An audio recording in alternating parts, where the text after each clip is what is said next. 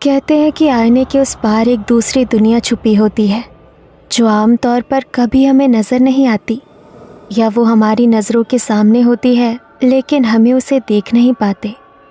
दादी कहती थी आईने की दुनिया के पीछे अतृप्त आत्माओं का घर होता है, लेकिन ये बात कितनी सच है या फिर महज बचपन में सुनी कुछ कहानियाँ हैं।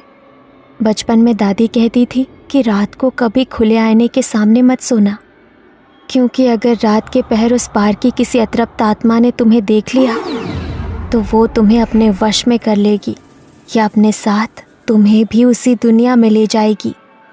बचपन में तो मुझे दादी की ये बातें सुनकर बहुत डर लगता था, लेकिन जब बड़ी हुई तो उनकी हर बात में मुझे अंधविश्वास और बच्चों को बहलाने वाली कहानियों के सिवा और कुछ नज़र नहीं आया। आज जब मैं अपने नए घर की शिफ्टिंग करते हुए अपने हस्बैंड से बात कर रही थी तो मुझे दादी की कही हुई ये बातें याद आ गई। शुभम, तुम्हें ऐसा नहीं लग रहा है इस घर में कुछ अधूरा सा है? अधूरा? क्या अधूरा? आईना। नया घर बनाया और उसमें आईना ही नहीं है। मुझे एक एंटिक मिरर लेना है। मैंने सुना है बंजारा मार्केट में काफी अच्छी एंटिक चीजें मिलती है। चलो ना, आज वही चलते हैं। ठीक है मैडम, जैसा आपका हुक्म। नीति शुभम के साथ बंजारा मार्केट गई। पूरे मार्केट में खूबसूरत एंटीक सामान की भरमार थी। नीति ने काफी सारी दुकानों पर कई सारे आईने देखे, लेकिन जैसा आईना उसे चाहिए था वो उसे कहीं भी नहीं मिल रहा था। उफ यार, मैंने तो सुना था यहाँ पर सब कुछ बहुत ही अच्छा मिलता है, लेकिन जैसा आईना मुझे चाहिए वैसा कहीं नहीं है। नीति ने तो इतना कहा ही था कि तभी एक बंजारन अचानक उसके सामने आकर खड़ी हो गई। आईना चाहिए ना छोरी तने? हमारे साथ चल, इतना सुंदर आईना है हमारे पास। तू देख लेगी ना तो तने देखते ही पसंद आ जाएगा। अरे सोच के रही है, चल। नीति और शुभम उस बंजारन के साथ उसकी दुकान पर आए, लेकिन वहां का माहौल कुछ अलग था। दुकान के अंदर बुझी बुझी रोशनी और अगरबत्ती की एक अजीब सी गंध थी। तुम्हें कुछ अजीब सा नहीं लग रहा है यहाँ पर? अरे अभी थोड़ी देर पहले अगरबत्ती जलाई थी तो उसी की वजह से ये धुआं हो गया है। ये देख छोरी, तेरा आईना कति तेरे जैसा खूबसूरत। आईना तो बहुत सुंदर है, मुझे बिल्कुल ऐसा ही आईना चाहिए था। मैं जानू हूँ छोरी, और यो आईना मैंने थारे लिए ही संभाल के रखा था। मेरे लिए ही संभाल के रखा था से आपका क्या मतलब है? मैं तो आपसे पहली बार मिली हूँ, आप तो मुझे जानती भी नहीं है। सब कुछ जानने के लिए मिलना जरूरी नहीं होता छोरी, और मेरे कहने का ये मतलब है कि मैंने यो आईना किसी ऐसी छोरी के लिए संभाल के रखा था जिसके परिवार में खुशी आने वाली हो। तेरे पेट को देख के ही मैं समझ गई थी कि थारे भीतर नन्ही सी जान पल रही है। जब म्हारे को म्हारा बच्चा होने वाला था ना, तब म्हारी सास ने मने यो दिया था, और जब म्हारी बेटी को बालक होने वाला था तो मैंने यो उसे दिया था, पर वो बेचारी बच्चे को जन्म देने से पहले ही चल बसी। अब म्हारा तो इस दुनिया में कोई है ना, तो तू गर्व से है तो तू इसे ले जा। नहीं, मुझे नहीं चाहिए। चलो शुभम, आगे चलते हैं। अरे के हो गया छोरी, ले जाना। सुबह से हमारी बोनी भी ना हुई है, तेरा बहुत बहुत एहसान हो जाएगा छोरी। अच्छा ठीक है, दे दीजिए।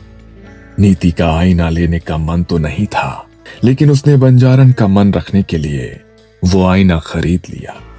मगर उसका मन कुछ बेचैन सा हो गया।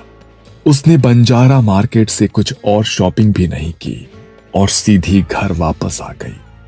इतना बड़ा आईना मैं ऊपर कैसे लेकर जाऊंगा यार, कहीं टूट ना जाए। नहीं, रहने दो, तुम इसे नीचे स्टोर रूम में रख दो, बाद में इसे ऊपर रख लेंगे। क्या यार, सुबह तो तुम हल्ला मचा रही थी कि ऊपर आईना नहीं है, और अब जब आ गया तो कह रही हो कि स्टोर रूम में रख दो। ठीक है, जैसी तुम्हारी मर्जी। शुभम ने आईने को नीचे स्टोर रूम में रख दिया। नीति शुभम के साथ फर्स्ट फ्लोर पर चली गई, लेकिन उसका ध्यान बार बार आईने की तरफ ही जा रहा था। उसके दिमाग में बंजारन की कही हुई बातें बार बार घूम रही थी। अरे क्या हुआ, कहाँ खो गई? तुम्हें उस बंजारन की बातें कुछ अजीब नहीं लगी शुभम? मतलब उसे कैसे पता लगा कि मैं प्रेग्नेंट हूँ? और उसकी बेटी की कहानी? अरे इसमें इतना सोचने वाली कोई बात नहीं नीति, अरे पुरानी औरतों को अक्सर देखकर ही सब पता लग जाता है। और रही बात उसकी बेटी की कहानी की, तो उसने तुम्हें प्रेग्नेंट देखा तो अपना दुख तुम्हारे साथ बांट लिया। कल मुझे जल्दी ऑफिस के लिए निकलना है, तो मैं सोने जा रहा हूं। शुभम नीति को समझाकर सो गया, लेकिन नीति उन बातों को मानने को तैयार नहीं थी। जैसे तैसे करके देर रात उसे नींद आई। सुबह सूरज की किरणें उसके चेहरे पर पड़ी तो उसकी आंखें खुली, लेकिन आंखें खुलते ही वो बुरी तरह डर गई। वो आईना ठीक उसके बिस्तर के सामने रखा था, लेकिन आईने के अंदर उसे किसी की परछाई दिखाई दी, जैसे किसी ने उसे आईने के अंदर से झांक कर देखा और फिर भागता हुआ कहीं गायब हो गया। वो हाफ कर उठी। शुभम, शुभम, अरे क्या हो गया नीति? अरे तुम इतनी घबराई हुई क्यों हो? अरे इस तरह चिल्ला क्यों रही हो? ये आईना यहाँ कैसे आया? मैंने आंखें खोली और सामने आईने में देखा तो ऐसा लगा जैसे आईने के उस पार से किसी ने मुझे देखा और फिर कहीं गायब हो गया। सुबह उठते ही सामने आईना देखोगी तो भ्रम तो हो ही जाएगा ना। और ये आईना मैं इसलिए ऊपर लेकर आया हूँ क्योंकि नीचे स्टोर रूम में चूहों ने हड़कंप मचाया हुआ है। तुमने जो लैंप स्टोर में रखा था ना, वो तो उन्होंने तोड़ दिया। अब आईना ना तोड़ दे, इसलिए शंभू के साथ मिलकर मैं इसे ऊपर लेकर आ गया। और हाँ, अब तुम उठी गई हो तो मेरे लिए नाश्ता बना दो ना प्लीज। नीति ने शुभम के लिए नाश्ता बनाया। थोड़ी देर बाद शुभम ऑफिस के लिए निकल गया। नहा धोकर नीति घर के मंदिर में दिया जलाने गई, लेकिन लाख कोशिश करने के बाद भी वो दिया नहीं जला। अरे ये दिया जल क्यों नहीं रहा है? नीति ने फिर से माचिस जलाई, लेकिन इस बार मंदिर में रखे कपूर ने आग पकड़ ली और लकड़ी के मंदिर में भी आग लग गई। नीति ने पानी डालकर आग बुझाई, लेकिन आधा मंदिर जल चुका था। पता नहीं कल से क्या हो रहा है, अचानक मंदिर भी जल गया। एक तो मेरे सर में इतना दर्द हो रहा है, अंदर जाकर पेन किलर लेती हूँ। इससे पहले कि नीति अंदर जाती, उसे अंदर से किसी की आवाज सुनाई दी, जैसे कमरे में कोई छोटा बच्चा इधर उधर भाग रहा हो। उसने जल्दी से कमरे की तरफ जाकर कमरे का दरवाजा खोला तो उसे लगा मानो कोई परछाई उसके बिस्तर के पास से दौड़ती हुई उसी आईने के अंदर समा गई। नीति आईने के सामने जाकर खड़ी हो गई। उसे डर लग रहा था, फिर भी उसने ध्यान से आईने की तरफ देखा। पता नहीं क्यों लग रहा है कि ये आईना कुछ कहना चाहता है। इसे देखकर दादी की कही हुई बातें याद आ रही है कि इस आईने के उस पार जरूर किसी का घर है। नीति ने यह कहते हुए आईने को हाथ लगाया। आईने के ऊपर सीधी तरफ एक अजीब सा निशान बना हुआ था। नीति का हाथ जैसे ही उस निशान पर लगा, नीति को एक जोरदार झटका लगा। नीति ने अपना सर पकड़ा और वापस बिस्तर पर जाकर लेट गई। उसकी प्रेगनेंसी का 3रा महीना चल रहा था। रात को उसके पास शुभम का कॉल आया। हेलो नीति, यार यहाँ पर बस वालों ने स्ट्राइक कर दी है और कोई कैब भी यहाँ पर आने को तैयार नहीं है। आज रात लगता है मुझे यहीं पर रुकना पड़ेगा। तुम प्लीज मैनेज कर लेना, ठीक है? ओके। नीति पहले ही डरी हुई थी, लेकिन उसने डर को शुभम के सामने जाहिर नहीं होने दिया। वो चादर ओढ़कर अपने बिस्तर पर आंखें बंद करके लेट गई। घड़ी में रात के 12 बज गए थे, लेकिन अभी तक उसे नींद नहीं आई थी। थोड़ी देर बाद उसकी हल्की आंख लग गई, लेकिन तभी उसके कानों में किसी की फुसफुसाहट की आवाज पड़ी, जैसे कोई छोटा बच्चा बड़ी ही भयानक आवाज में कोई राइम गाता हुआ उसके पास आ रहा हो। Twinkle, twinkle, little star, how I wonder what you are. तभी उसकी नजर सामने आईने पर पड़ी और आईने के अंदर का भयानक दृश्य देखकर नीति की रूह कांप गई। आईने में एक बेहद भयानक छोटा बच्चा उसे दिखाई दिया। उसने अपने हाथों से अपनी गर्दन को मरोड़कर तोड़ दिया और अपनी गर्दन अपने हाथों में लिए नीति की तरफ बढ़ने लगा। डर के मारे नीति का पूरा शरीर पसीने से भीग गया। वो जोर से चिल्लाई और उसने रूम की लाइट्स ऑन कर दी, लेकिन लाइट ऑन ही नहीं हुई।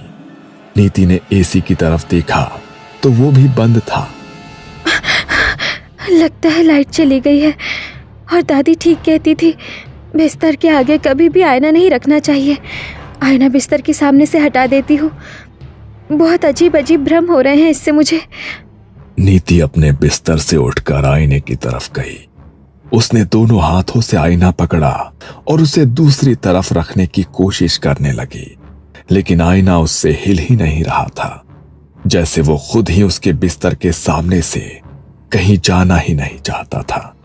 नीति ने 2-3 बार कोशिश की, लेकिन तभी अचानक आसमान से जोरदार बिजली कड़की और जैसे ही वो रोशनी आईने के ऊपर पड़ी तो आईने के अंदर का नजारा देखकर नीति की रूह कांप गई।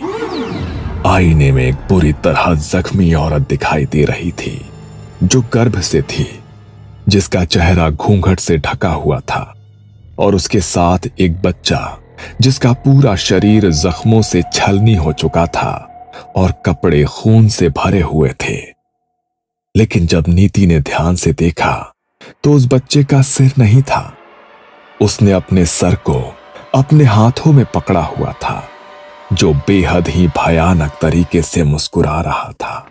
तभी दोबारा से बिजली कड़की और इस बार आईने पर रोशनी पड़ी तो आईने के भीतर कुछ भी नहीं था। नीति ने राहत की सांस ली, लेकिन जैसे ही वो पीछे मुड़ी तो वही औरत और उसका सर कटा बच्चा उसके सामने खड़ा हुआ था। नीति बुरी तरह घबरा गई और जोर से चिल्लाई, लेकिन वहां उसकी मदद करने वाला कोई भी नहीं था। उन दोनों ने कसकर नीति के हाथ को पकड़ लिया। नीति खुद को बचाने के लिए छटपटाई और जोर जोर से चिल्लाने लगी। तभी उस औरत ने अपने हाथ से नीति को गर्दन से ऊपर उठाकर दूर फेंक दिया और अचानक वो दोनों नीति के सामने से कहीं गायब हो गए और फिर उसी आईने के भीतर समा गए। नीति ने अपने हाथ में पकड़ा फूलदान आईने पर दे मारा। वो फूलदान जमीन पर गिरकर चकनाचूर हो गया, लेकिन उस आईने को कोई नुकसान नहीं हुआ। ये देखकर नीति और ज्यादा घबरा गई। वो कमरे के एक कोने में रोती हुई दुबक कर बैठ गई। तभी घर का दरवाजा नॉक हुआ। नीति, नीति गेट खोलो, नीति। शुभम की आवाज सुनकर नीति थोड़ी शांत हुई। नीति दरवाजा खोलने के लिए बाहर की तरफ दौड़ी, लेकिन तभी पीछे से किसी ने नीति के पैरों को पकड़ लिया और उसे पेट के बल गिरा दिया। नीति जोर से चिल्लाई, नीति, नीति क्या हुआ तुम्हें? नीति! नीति पूरी जान लगाकर उस हाथ से अपना पीछा छुड़ाने की कोशिश कर रही थी, लेकिन वो हाथ अपने नाखूनों की पकड़ उसके पैर पर बनाए हुए था। नीति हिम्मत करके आगे बढ़ी तो उस हाथ ने उसके पैर के मांस को नोच डाला, लेकिन अपने पेट पर हाथ रखकर जल्दी से वो कमरे से बाहर भागी। उसके पैर से खून बह रहा था। उसने बाहर जाकर दरवाजा खोला, लेकिन सामने शुभम नहीं था। शुभम, देखो, तुम मुझे डराने के लिए छुप गए हो ना, तो प्लीज ऐसा मत करो, मेरे सामने आ जाओ। नीति ने बार बार शुभम का नाम लेकर आवाज लगाई, लेकिन वहां पर कोई नहीं था। वापस कमरे में जाने की नीति की हिम्मत नहीं हो रही थी। उसने लैंडलाइन से शुभम के पास कॉल किया। हेलो, तुम अभी घर आए थे ना शुभम? तुम दरवाजा खटखटा रहे थे ना, तुम कहाँ पर हो? क्या? अरे शाम को तुम्हें बताया तो था मैंने कि बसेस की स्ट्राइक है, मैं इसलिए घर नहीं आ सकता। क्या? तो फिर दरवाजा खटखटाकर तुम्हारी आवाज में कौन बोल रहा था? Twinkle, twinkle, little star, how I wonder what you are. नीति के कानों में फिर से बच्चे की वही भयानक आवाज पड़ी और अचानक कॉल भी डिस्कनेक्ट हो गई। हेलो शुभम। अंदर नीति के फोन पर रिंग हुई, लेकिन वो अंदर नहीं जाना चाहती थी।